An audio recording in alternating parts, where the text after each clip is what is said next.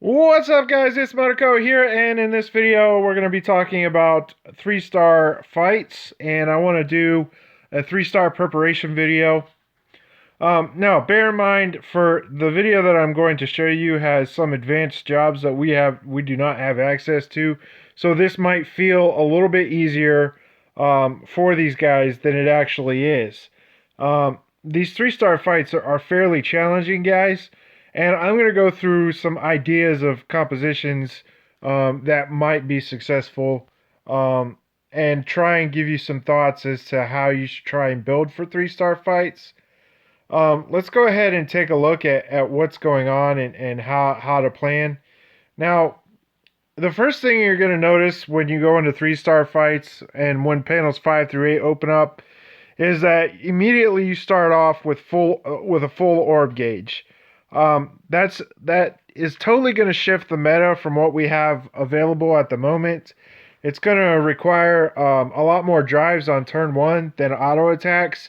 Currently, a lot of people just do one drive and try and auto attack as much as possible to gain orbs to set up for turn 2. Well, you're not going to have to necessarily do that anymore. The other thing that you're going to notice is that there's another Guardian, okay? There's two Guardians. There's Guardian A, Guardian B. So we're going to have to break and kill both of them. And I think the breaker, what he's going to want to do is try and focus on one. And then that way we can go ahead and get one down at a time and then handle the boss. As a result, the party is going to be taking a lot more damage. So anything that we have that can reduce the damage coming in, such as Curse, Nekomato with Stun would be semi-useful, or Riku when Riku comes out, if that's a thing, would be handy. Now, another thing that you're going to notice is that instead of 3 actions per turn, the difficulty increased, so therefore we're only going to get 2 actions per turn. That's going to make haste a much better spell. Also, the fights are longer in duration, so haste again is that much more valuable. You could potentially see cards like Aerith and Tifa make a splash into the meta, even though I still don't like Aerith and Tifa. Like, I understand a lot of people are high on Aerith and Tifa, and I get that. But just my personal preference is not. I just don't like the card.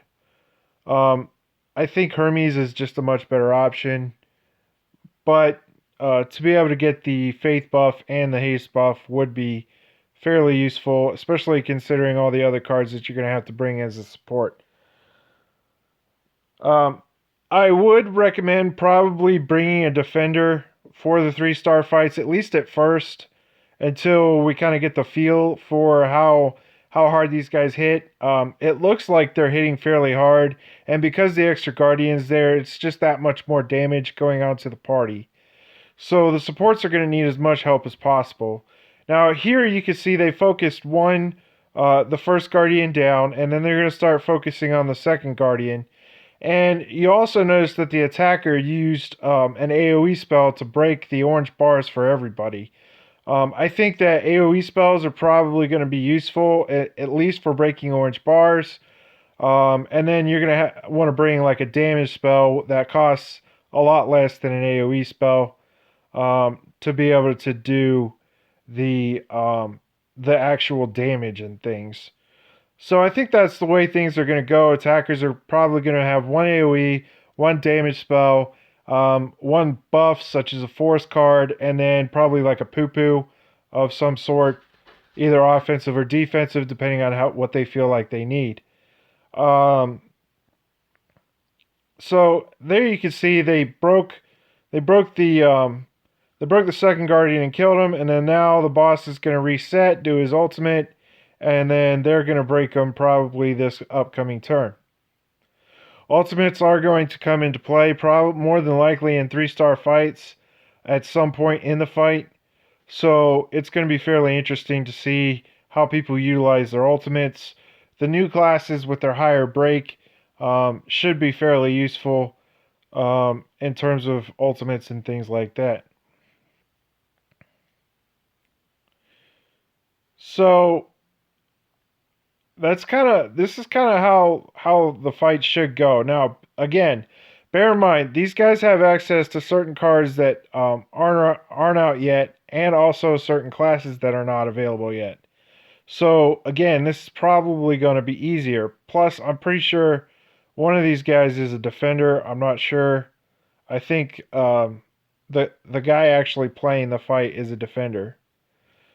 So as a result, they're taking a lot less damage, but as you can see, the breaker still almost dies here.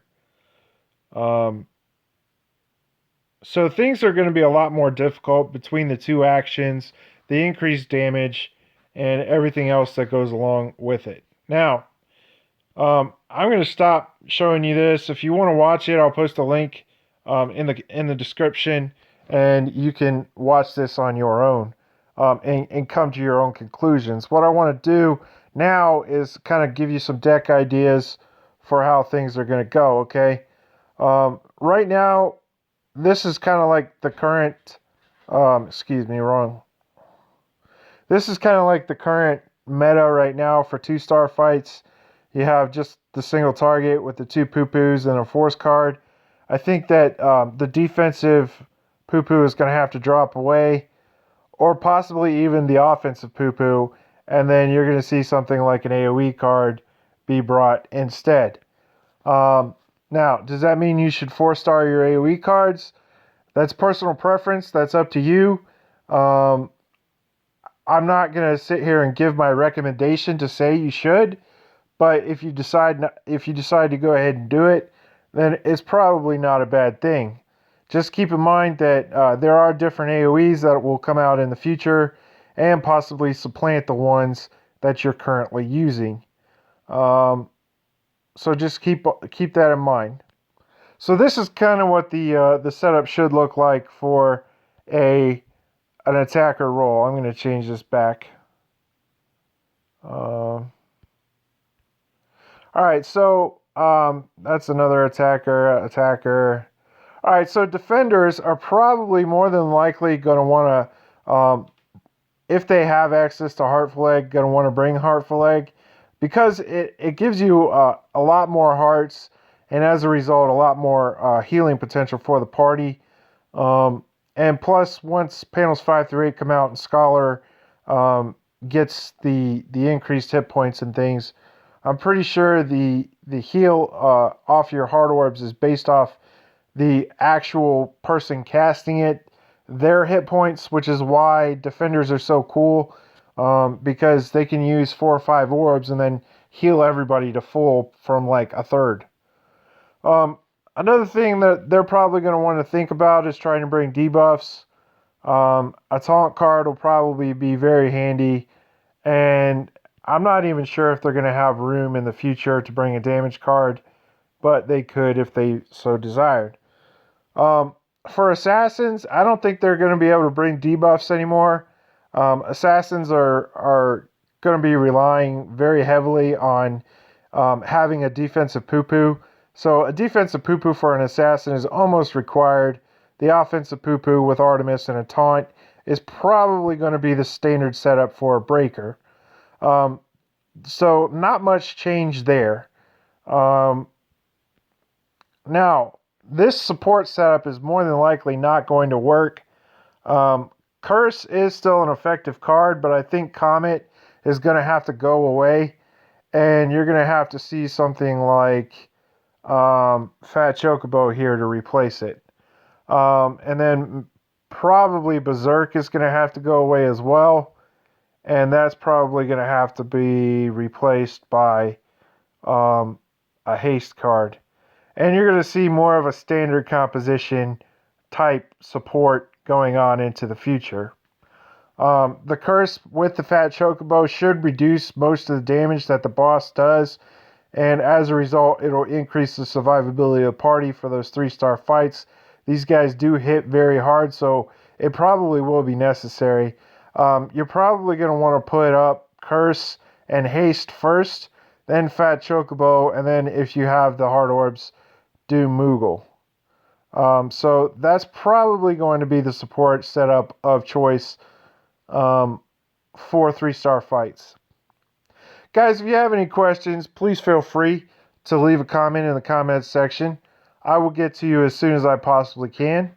Again, thanks for watching, and I'll see you guys next video.